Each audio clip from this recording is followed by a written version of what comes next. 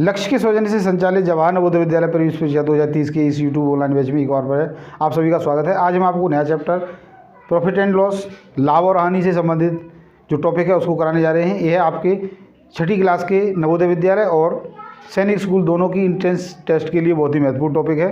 तो आइए देखते हैं क्या। सबसे पहले हम इसमें जो इसके कॉन्सेप्ट्स है उसको जानेंगे, फिर उसके बाद कुछ अभ्यास प्रश्न उनको कराएंगे। तो सबसे पहले हम जान लेते हैं लाभ और हानि को निकालने के लिए हमारे पास क्या क्या होना चाहिए। नंबर 1 होना चाहिए क्रय मूल्य, यानी कोई वस्तु कितने रुपए में खरीदी अर्थात कॉस्ट प्राइस। दूसरा होना चाहिए विक्रय मूल्य, यानी उस वस्तु को हम कितने रुपए में बेच रहे हैं, यानी सेलिंग प्राइस। तीसरा होना चाहिए, अब इनसे ही हमें पता चल जाएगा और इसके लिए हमें जो प्रतिशत है उसके बारे में भी हमें पता होना चाहिए। तो प्रतिशत के चैप्टर को हम आपको पहले ही करा चुके हैं, आपने वहाँ से सीख लिया है, परसेंटेज जान लिया। तो लाभ और हानि को जानने में कोई दिक्कत नहीं है, क्योंकि यही सारे फार्मूले वहाँ पर यूज होने वाले हैं और हम आपको कोई भी फार्मूला नहीं दिखा रहे। बिना फार्मूले के ही आप इस चैप्टर को आसानी से कर सकते हो। तो देखो यहाँ पर क्या है, कॉस्ट प्राइस यदि अधिक है सेलिंग प्राइस थे, यानी कॉस्ट प्राइस यानी कोई चीज़ हमने ज़्यादा में खरीदी और कम में बेची तो हमें क्या होगा, लॉस होगा। इस स्थिति में हमें लॉस होगा। और यदि कॉस्ट प्राइस कम है और सेलिंग प्राइस अधिक है तो हमें क्या होगा, प्रॉफिट होगा। तो ये दो चीज़ें हो गई, सेलिंग प्राइस कम है, कॉस्ट प्राइस ज़्यादा है तो हमें लॉस होगा। यानी कोई चीज़ हमने 20 रुपये में खरीदी और 18 में बेच दी, इसका मतलब 2 रुपये का हमें लॉस हो गया। यहाँ पर कोई चीज़ हमने 20 की खरीदी और 22 में बेच दी तो 2 रुपये का लाभ हो गया। तो हमें यही जानना है कि कोई वस्तु कितने में खरीदी जा रही है और कितने में बेची जा रही है, तो उसका हमें क्या लाभ होगा और क्या हानि होगी। और इससे संबंधित जो अभ्यास प्रश्न हैं उनको करते हैं।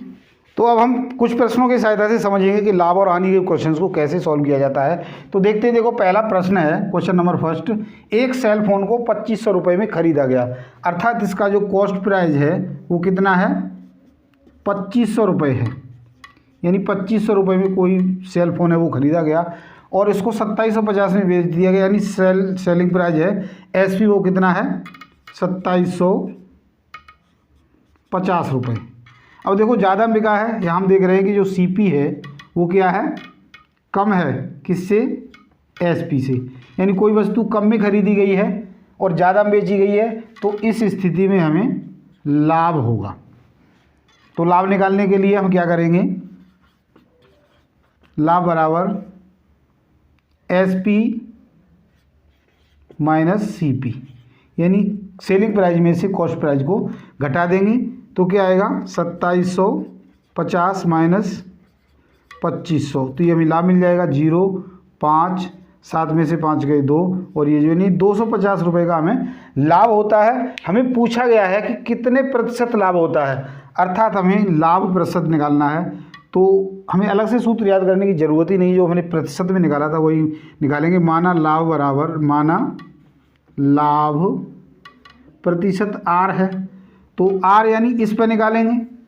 तो देखो 2500 का आर प्रतिशत यानी बटे 100 बराबर कितना आ रहा है, 250। तो यहाँ से हमें इसकी वैल्यू निकालनी है। लाभ प्रतिशत का फॉर्मूला है, उसे लिखाने की हमें ज़रूरत नहीं है।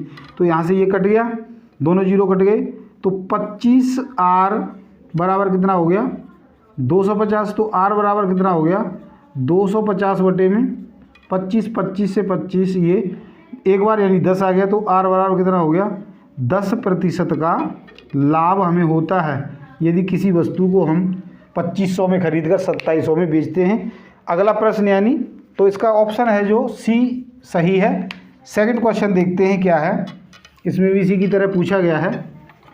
क्वेश्चन नंबर सेकंड क्या पूछा गया है, एक पुस्तक को 150 रुपये में खरीदा गया। क्वेश्चन नंबर सेकंड, एक पुस्तक को 150 रुपये में खरीदा गया है, अर्थात इसका जो कॉस्ट प्राइस है वो कितना है, 150 रुपये और 180 में बेच दिया गया, अर्थात 180 में बेच दिया गया, यानी सेलिंग प्राइस है वो क्या है, 180 रुपये है। यहाँ हम क्या देख रहे हैं, सेलिंग प्राइस क्या है ज़्यादा है कॉस्ट प्राइस से, इसका मतलब हमें क्या होगा, लाभ ही होगा। तो लाभ कितना होगा, अब हम ये देख लेते हैं लाभ। तो इसमें से इसको घटाना है, 180 में से 150 घटाओगे तो कितने आएंगे, 30 रुपये का लाभ उस व्यक्ति को हो रहा है। और ये प्रतिशत पूछा गया है तो उसी की तरह माना R% का लाभ हुआ है। और किस पे निकालेंगे, कॉस्ट प्राइस पे। तो 150 गुणा में R बटे में 100 कितना होना चाहिए, 30 आना चाहिए। यहाँ से इसको सॉल्व कर दो, 1 0 से 1 0 कट गया। R बराबर क्या हो गया, डायरेक्ट देखो 10 में जो भाग में है वो कहाँ जाएगी, गुणा में, और जो गुणा में है वो कहाँ जाएगी, भाग में। तो 15 दूनी 30 और 20 और 10 का गुणा, 2 का गुणा कितना हो जाएगा, 20। यानी R बराबर कितना मिल गया, 20% का लाभ होगा हमें। तो ए ऑप्शन इसका बिल्कुल सही है। आसान प्रश्न है। अगला तीसरा प्रश्न है, एक व्यक्ति ने एक रेडियो को 900 रुपये में खरीद कर और 1200 में बेच दिया तो उसका लाभ प्रतिशत क्या है। क्वेश्चन नंबर 3 तो क्या है, कॉस्ट प्राइस उसकी 900 है और सेलिंग प्राइस है वो 1200 है। तो लाभ कितना हो गया, पहले तो यही देखेंगे। तो यहाँ पर CP है वो बड़ा छोटा है SP से, इसका मतलब लाभ हो गया। तो कितना हो जाएगा, 1200 में से 900 घटाएंगे तो हम जानते हैं कितना मिलेगा, 300 मिलेगा।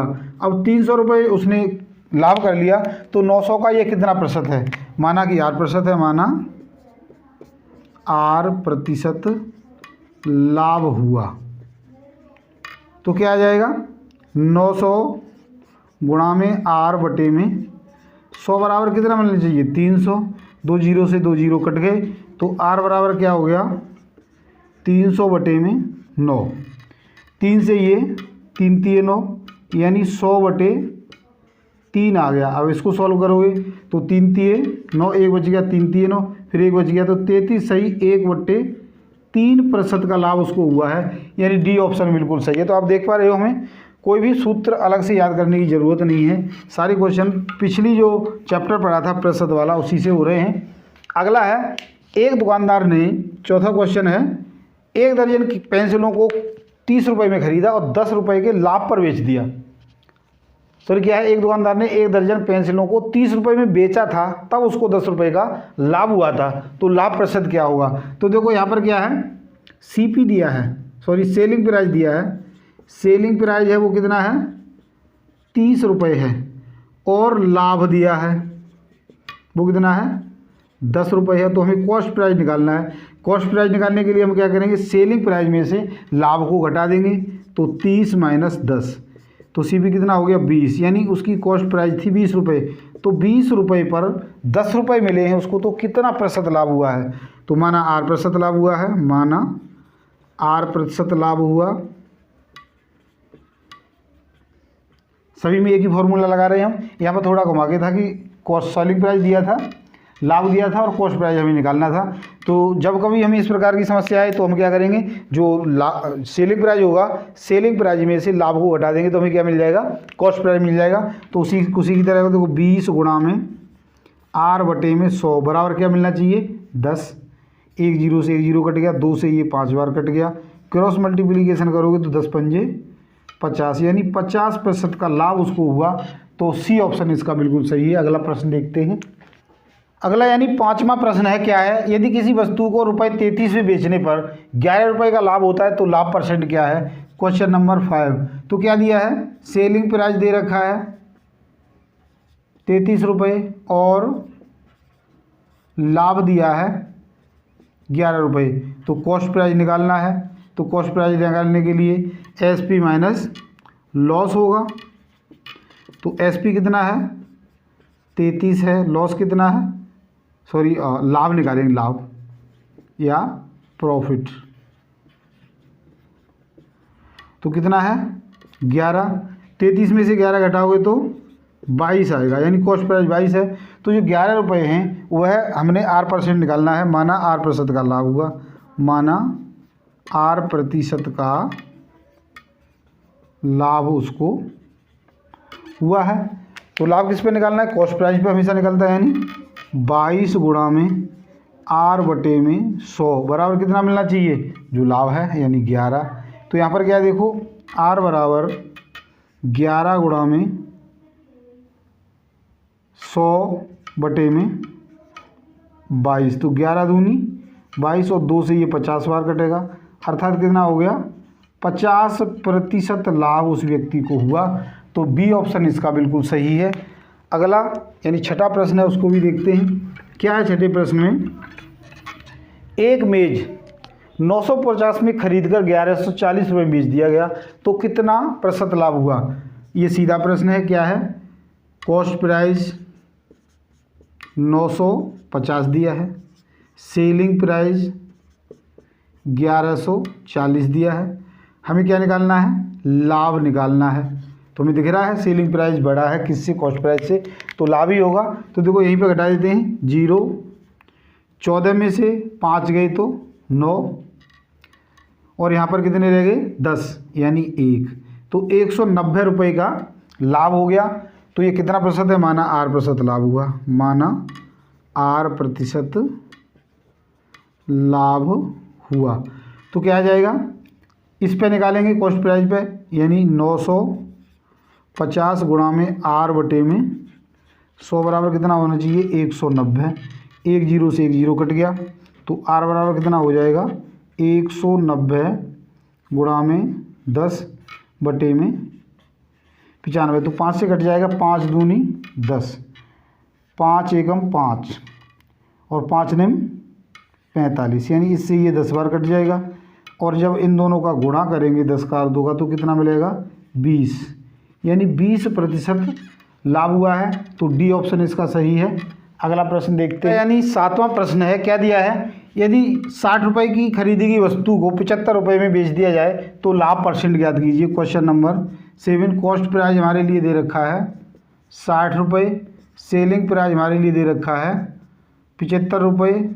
तो लाभ कितना हो गया, 75 में से 60 को घटाओगे तो कितना आ जाएगा, 15, यानी 15 रुपये का लाभ हुआ। और क्या % है, माना R% लाभ हुआ, माना R% लाभ हुआ है। तो R% यानी कॉस्ट प्राइस पे निकालेंगे, तो 60 गुणा में R बटे में 100 कितना मिलना चाहिए, 15 रुपये मिलना चाहिए। तो 1 0 से 1 0 कट गया, R बराबर क्या हो गया, 15 गुणा में 10 बटे में 6 रह गया। तो यहाँ से 3 से 3 दूनी 6 और ये 3 5 15, 2 से ये 5 बार कट गया, यानी 5 25। तो उस व्यक्ति को कितना, 25% का लाभ होता है, यानी सी ऑप्शन सही है। अगला 8वां प्रश्न है। क्या दिया है, 40 रुपये की वस्तु को 60 रुपये में बेचने पर, अर्थात कॉस्ट प्राइस 40 रुपये है, सेलिंग प्राइस 60 रुपये है, लाभ क्या हुआ, selling price minus cost price, यानी 60 माइनस 40 अर्थात 20 रुपये का लाभ उस व्यक्ति को हुआ है। लाभ प्रतिशत निकालना है तो हमेशा हमें कॉस्ट प्राइस पे निकालेंगे, माना R% का लाभ होता है। तो इसी को हमने निकालना है, 40 गुणा में R बटे में 100, एक ही फॉर्मूला लगा रहे हैं हम सभी में। और बराबर कितना मिलेगा हमें, 20 रुपये मिलेंगे। डायरेक्ट 20 लिख देते हैं, 1 0 से 1 0 कट गया, यानी R बराबर क्या होगा, 20 गुणा में 10, भाग वाली गुणा में जाएगी और जिसका गुणा हो रहा है वो भाग में। तो 4 पंजे 20, यानी 5 दाही 50% का लाभ उसको हो जाता है। तो इसका सी ऑप्शन सही है। अगला प्रश्न, अगला 9वां प्रश्न है। 80 रुपये की वस्तु को 100 रुपये बेचने में कितने % का लाभ होगा। Question number 9। कॉस्ट प्राइस 80 रुपये है, सेलिंग प्राइस है वो 100 रुपये है, लाभ selling price minus cost price यानी 80 रुपये से 20 में से 100 में से 80 घटाओगे तो 20 रुपये का उसको लाभ हो गया। कितना प्रतिशत है, माना R% है, माना R% का लाभ हुआ। तो कॉस्ट प्राइस पे निकालना है, यानी 80 गुणा में आर बटे में 100 बराबर कितना है 20। एक जीरो से एक जीरो कट गया तो आर बराबर क्या हो गया 20 गुणा में 10 भाग वाली गुणा में और ये 8। 4 से कट जाएगा 4 दूनी 8 और 4 पंजे 20 और ये 2 से कट जाएगा 2 पंजे 10। इन दोनों का गुणा करेंगे 5 और 5 का तो 25% का लाभ होता है, अर्थात ए ऑप्शन सही है। अगला यानी 10वां प्रश्न है, क्या पूछा है, एक व्यक्ति ने एक पुराना साइकिल 400 रुपये में ख़रीदा है और उस पर मरम्मत कराने में उसको 50 रुपये खर्च करने पड़े हैं, फिर उसने उसको 600 रुपये में बेच दिया। तो क्वेश्चन नंबर 10 का सॉल्यूशन हम देखते हैं। तो क्या आएगा, कॉस्ट प्राइस का मतलब हो गया कुल लागत कितनी हो गई। तो 450 में उसने ख़रीदा प्लस 50 रुपये की मरम्मत लगी, तो पूरे 500 रुपये में उसको वह पड़ा है, यानी कॉस्ट प्राइस उसकी 500 रुपये होगी। अब उसको उसने 600 बेच दिया, यानी सेलिंग प्राइस क्या होगी 600 रुपये में उसने उसको बेच रखा है। तो लाभ कितना हो गया, लाभ बराबर SP माइनस CP, यानी 600 माइनस 500। 600 में से आप 500 घटाओगे तो कितना मिलेगा 100, यानी उसको 100 रुपये का लाभ हो जाता है। माना R% है, माना लाभ R% है। तो किस पे निकालेंगे, कॉस्ट प्राइस पर। कॉस्ट प्राइस क्या निकली हमारी 500 गुणा में R बटे में 100 बराबर कितना होना चाहिए 100। 2 जीरो से 2 जीरो कट गए तो R बराबर 100 बटे में 5, यानी 5 दूनी 10 20। तो R बराबर कितना हो गया 20% का लाभ उसको होता है, अर्थात सी ऑप्शन इसका बिल्कुल सही है। तो आशा करता हूँ मेरे द्वारा समझाए गए इन बहुत ही आसान प्रश्नों को आपने अच्छे से समझ लिया होगा। समझ लिया, हमारी वीडियो को पसंद किया लाइक और शेयर जरूर करें, और यदि अब तक आपने हमारे चैनल को सब्सक्राइब नहीं किया तो प्लीज़ सब्सक्राइब जरूर करें। आज के लिए इतना ही, कल फिर मिलते हैं इसके और अभ्यास प्रश्नों के साथ। धन्यवाद।